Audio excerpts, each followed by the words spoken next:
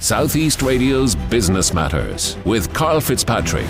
Well, while many businesses have used video to promote their brand to potential customers, many more are now using the medium to recruit new staff.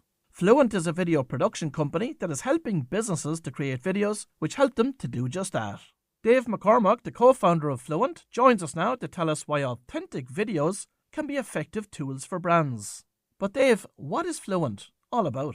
Good morning, Karl. Pleasure to be on. Well, it's a good question, and it's something we'll continue to hone over the coming weeks and months. We are about 9 weeks old at this point, although together between myself and my business partner Andrew, we've a good 40 years in the video business, and we describe ourselves as a boutique creative video agency. We have a slight distinction between traditional video production is that we're not really guns for hire in terms of somebody knows what they want and they want you to go and film it. We'll probably arrive a few stages back from that, where a client knows they want video, knows what they kind of want to promote or discuss or talk about, and then they need some real creative direction. And talk to me about the experience that yourself and your co-founder have in the TV industry over the past 40 years and how that's going to be of benefit to you with this new business, Fluent, and its clients going forward. Yeah, well, I think one thing for Fluent is it's really kind of between myself and Andrew, it's the meeting of maybe the art and business. And I say that in the sense that Andrew, we actually went to school together. So we've known each other, over 30 years. And from a very young age, he was hugely interested in video and production and cameras and lenses. It became a lifelong passion for him. So he's really the artist. He's the director of photography. He's worked on tons of TV programs and all sorts of corporate films for major international clients. My route was a bit more varied, I suppose. So I left college and did a couple of years in the bank and then went traveling. And then a little bit later came back and did a journalism postgrad, journalism and communications. And so I always really found it fascinating how you can try and influence large swathes of people to feel certain emotions or act in a certain way. And I didn't get into the writing path from journalism. I went into the broadcast side, and in the mid-noughties started working for the Irish local TV network City Channel. I did that for a few years and learnt the do's and the don'ts, I suppose, based that kind of model, cost-efficient broadcasting, let's say. I then went over to the UK with a business partner here, set up a business over there, spent a good decade launching TV channels in England in a variety of major cities. And since then, I stayed in the UK, left that business, set up a smaller corporate production business, came back to Ireland, again worked in corporate, and now setting up this business. So I've seen it all from launching businesses and dealing with people. And I think, which does make a difference with a lot of clients, is it's very easy for me to put myself in their shoes. Very easy. And it gives a really good insight when it comes to understanding what they do, why they do it, and how we're going to tell that story in video. When I consider video production, I'm thinking the large companies at this stage are putting in their own TV studios into their offices. Many of them, like Paddy Power and LinkedIn and PwC and many more, have done it already. And then down at the other side, the SME type businesses, their first port of call now is almost looking to see, well, what can they do at low cost through using AI tools? What are your thoughts on that? Yeah, no, you're right. It is. I had someone say to me recently, it must be a great time for you because everyone's needs video or everyone's involved in video production. And they're not wrong. It is a good time to be in video. But it's also this remarkable time where everybody can be in video because they've got a phone in their pocket. So it sort of expands from there. Everybody can go and make a video about their business if they want to. And then it's all a question of what level of expertise do you want or what production values do you want to bring into it. And like you say, yeah, there could be a smaller business might look at your online tools like Canva and things and take some assets from there and add some graphics and have some nice little stuff they can put on LinkedIn. So you're right. It varies massively.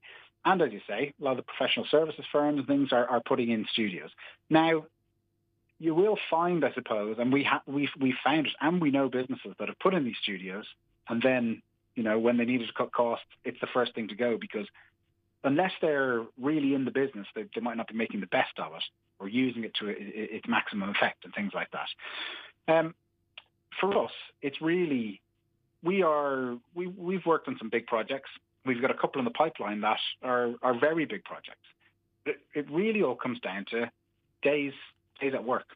How many days of filming and how many days of editing and how much time do you have to put in pre-production.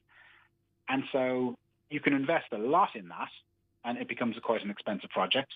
Or if you don't have a huge budget, you're not able to invest that much in it. But if your day rates are quite reasonable, as ours are, well then you can have a great video that's inexpensive, or you can have a great video that costs a lot. Because the kind of things, the multipliers, might be something like you could have a company in Ireland that has 5 remote offices. And you really think to tell the story the best way, you want to go to each remote office and you want to film the staff in that office and you want to film them out of the office doing leisure activities, right?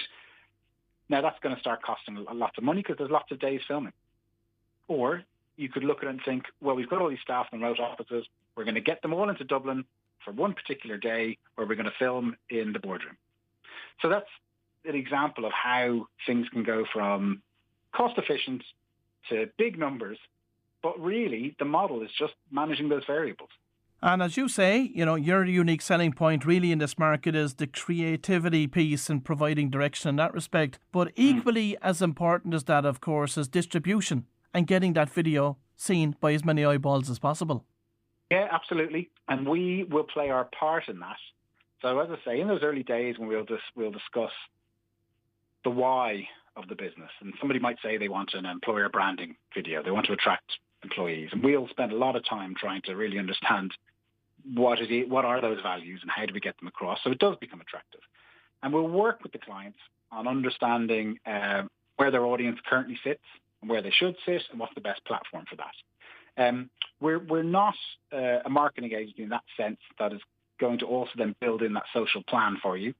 The best opportunity for us to work with somebody is either with an agency that they've outsourced, or if they have their own marketing team, they know where they want to put the video, they know the kind of platform, and they know their audience lives on Facebook and Instagram, for example. Well, then we'll work with them on creating videos that we know will have the best impact on those platforms. And Dave, what is your approach to creativity? Well, it's time and space is huge. I've worked, this is my 4th corporate video production business that I've been involved in, either starting or being involved in. And I've worked in a couple that are all about quite getting the numbers in and doing a lot of sort of small jobs quickly, which is all fine and there's a place for that. But it doesn't allow a huge amount of creativity. So we're very honest when we're discussing with clients that it's not just a day filming in your office and 3 days editing. We're going to spend time beforehand getting to know the business, getting to know the people behind it, and then internally we'll have a number of creative sessions and whittle down the creative. We'll work on template scripts if we think a voiceover is the best way to tell this story.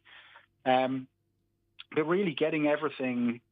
I sent out a proposal this week, actually, which was very well received by the client, but I knew it was a lot more expensive than they were anticipating.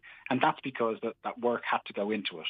Now, the positive thing about it is it was an Irish business that probably didn't have the budget for quite what we're suggesting, but they have international partners. And now the conversation is moving towards, can they all come together and all chip in, and we'll make this sort of wonderful brand video that we can then do, the Irish version, the UK version, the Dutch version, and things like that. So look, creativity is all about allowing yourself time and space to block out the distractions and really focus on how you can tell a story properly and elevate this brand. When it comes to the video output itself, Dave, is there a fine line between keeping it authentic and reflecting the values of the organisation versus overly producing the content itself? Yes, there is. I mean, one of the things that I really enjoy about this job is trying to find that authenticity.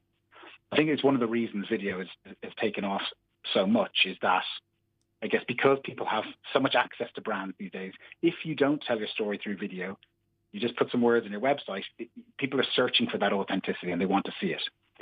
Now, a lot of it can come from, we will always try, if the budget allows, to do pre-interviews. Let's say if we're going to meet the principal of a company and 5 of their team. We want to interview them in advance. We want to get to know, what makes them tick. Like, what do they really enjoy about getting up every morning? Why are they proud to work for this company? And try and find those real authentic spots that we know we can capture.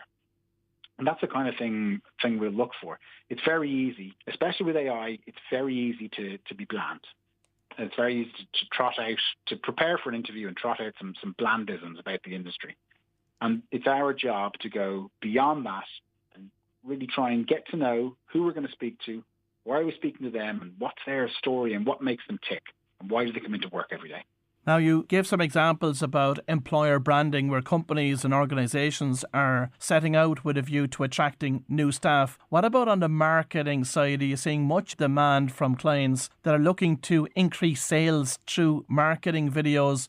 In the age we're living in, and like we just discussed about authenticity, it's less, and there's quite a movement towards being less salesy in videos.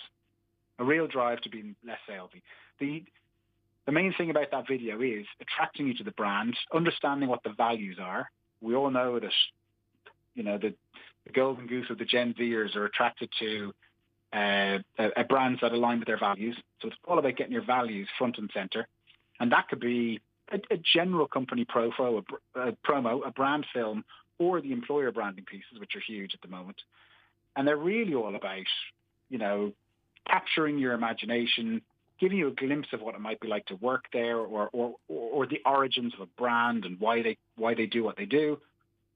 The nitty gritty, the sales part, that will all come after, and they can point you to that kind of material in a different way. Recruiting and retaining talent is still one of the key challenges facing many businesses across the country. So when these companies are looking at utilising video as a promotional tool, what do they need to do to get it right? The multinationals, who obviously, a lot of them have a presence in Ireland, which is terrific.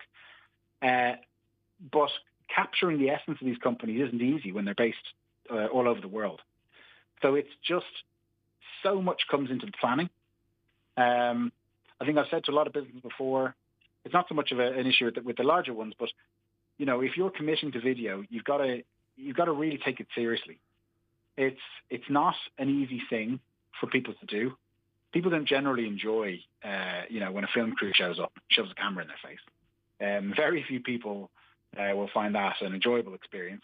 We will always do our best to make it an enjoyable experience, but nonetheless, not an easy thing to do. But you've got to commit to it because it's already been signed off on a spreadsheet somewhere. It's happening. It's not cheap, so people have to commit to it. Make sure the time is there. Don't try and leave it to the last minute to focus on your own personal, if you're being interviewed, your own personal story. And again, like everything, it comes down to the planning, making sure there's enough time to set up for interviews, make sure there's enough time to know what's going to be said during an interview, make sure we've planned for certain shots that will bring that story to life. Somebody could be talking about their work-life balance, and if all we're doing is showing them at a desk and not capturing the social life they talk about that's so great in this city, well, then that story doesn't come to life. So, like everything, it's about taking the right amount of time to plan. And Dave, we touched upon AI earlier in the interview. Of course, it's an emerging trend. How is that going to affect your business over the coming years? Yeah, well, look, I am thankful that we're in video because, there's a lot of creative industries where you can be quite nervous about AI.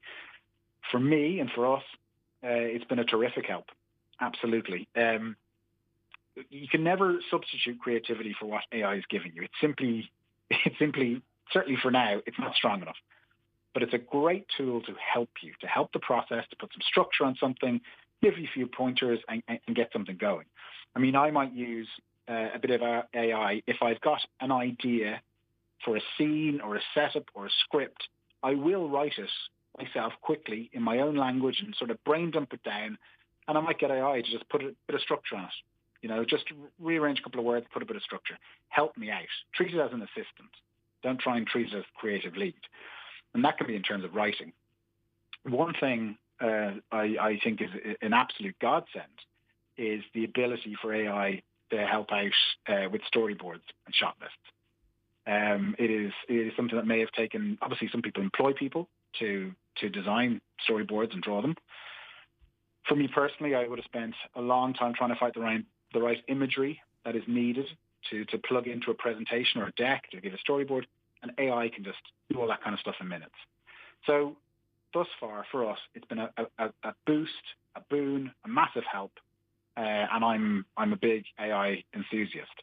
I get a kick out of watching AI create a video because it can almost look kind of cool, but almost being the operative word. I think it's fun. I enjoy keeping an eye on the advancements in it. But for real videos, like we've mentioned employer branding a few times, and we're about to embark on a big project for an international company in that regard. I can't see in the next 5-10 years a scenario where AI will replace us videoing people for real in a particular location.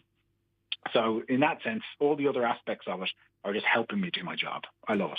And Dave, finally, Fluent is very much in its infancy. So what's the vision for the business over the next 3 to 5 years? Well, look, we want to be the best little video agency in Ireland. I mean, I say little. Andrew will correct me and make sure I say boutique. But I mentioned earlier, I've been in some businesses where the volume of jobs was the main thing. And between the two of us, that's not what we want to be or where we want to go. We want to put our best work into each project. We want to have a reasonably light and lean team, meaning we can just apply and put all of our effort into making brilliant content. We don't want to churn stuff out, and we don't want to blast out 50 videos a month. We're not interested in that. And certain agencies will do that brilliantly, and that's not us. We want to get stuck into understanding each business, earning their trust by demonstrating their authenticity in the stories we create for them. We'd love to work on some passion projects. And again, as in they may not have any commercial attachment, but there's some brilliant stories about some brilliant Irish industries that I know Andrew and I would love to start finding the time and space to create that kind of content and not have everything based on, you know, who's paying us for the work. And we want to, we've already in our infancy, we've got 2 projects now. One we'll be filming in the States and another one that will be filming across 3 continents. And we like the idea of being this global but boutique video agency based out of Dublin, Ireland, but telling stories across the world. Southeast Radio's Business Matters with Karl Fitzpatrick.